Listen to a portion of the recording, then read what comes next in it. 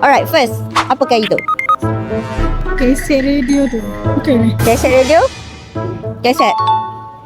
Betul. Satu untuk awak. Okey. Ini. Nak minta bantuan Talia.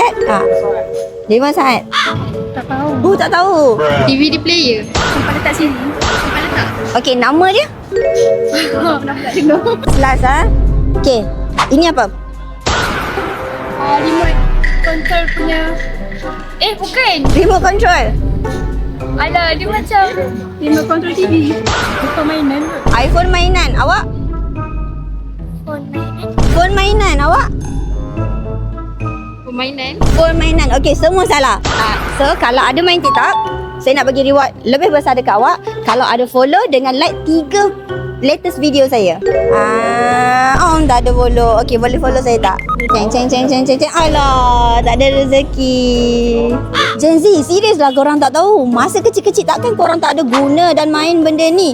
Serius lah, takkan ini phone mainan kot.